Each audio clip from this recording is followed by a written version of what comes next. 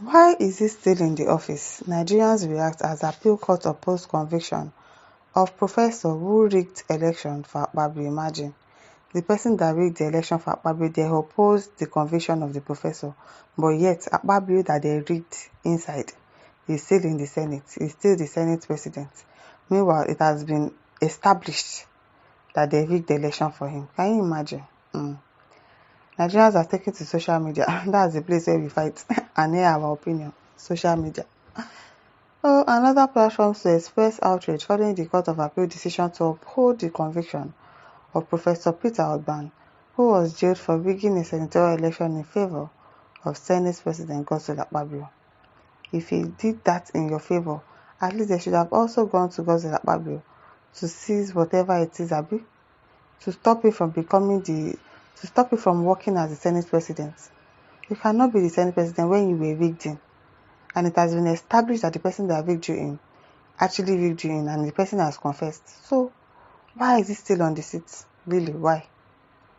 The development has reignited questions about accountability at the highest level of government, with many Nigerians asking, why is he still in office? On Wednesday, the Court of Appeal in Calabar affirmed the 3-year jail sentence handed to Professor Ogban in 2021 by a state high court in Oyo. Ogban, a professor of soil science at the University of Calabar, was found guilty of manipulating election results in Oruk Anam and Etin Ekpo local government areas during the 2019 senatorial election in Akpabio Northwest, where he served as the returning officer. Godswill Akpabio, who was a candidate of the All Progressive Congress (APC) at the time, lost the election to People Democratic Party (PDP) candidate Chris Ekpenyong. Despite the manipulated results, the election was eventually overturned, and Akpabio ran again successfully in 2023, subsequently becoming a Senate. A lawyer involved in the case told Premium Times that the appellate court not only just upheld the conviction but expressed strong disapproval of Professor Ogban's unethical conduct as a university professor entrusted with electoral responsibilities. So now that it has been confirmed that he rigged the election, can you go and remove Akpabio as the senator because he doesn't deserve to be there to even start with, and he also did not qualify, did not win the election to be there? They need to remove him. Why is he still there? It is disgraceful that a person of such academic standing would engage in deliberate falsification of public trust, the lawyers said. The Independent National Electoral Commission (INEC), which prosecuted Ogban, confirmed that he had pleaded for mercy at the time of his sentencing, but emphasized that the violence could not stop. Emphasized that the evidence against him was overwhelming, and the law had to take its course. Reaction across Nigerians have been swift and scathing. Many citizens are questioning how Senator Akpabio, who was the direct beneficiary of the rigged election, exactly has not faced any legal or political consequences. It's not just about the professor. Who was the rigging for? Who was he rigging for? One social media user posted, "This conviction confirms the election was manipulated. Yet, the man who benefited from it, Senate President, he is still there." Can you just imagine? What message does this send? Adding to public concern in the recent conviction of another academic, Professor Ignatius Uduk of the University of Oyo. Uduk was jailed for 3 years after being found guilty of falsifying results in favor of APC candidates Intuen. Can you imagine these people? During the 2019 elections in SCN Udim, he was prosecuted by INEC on charges of false results announcement, publication of false results, and perjury. Although Uduk was recently granted bail, his conviction further underscores the disturbing pattern of electoral misconduct involving respected academics. The stirring of convictions has intensified calls for electoral reforms and accountability, especially for political figures who will benefit from electoral fraud. As the debate rages, one question remains at the center of public discourse. It is if those who rig elections are going to jail, why are the politicians who profit from those rigged elections still in office? Why? Why are they still in office? Because if it has been established that somebody rigged the election for you, of course the same thing to do is to step down. Why not step down?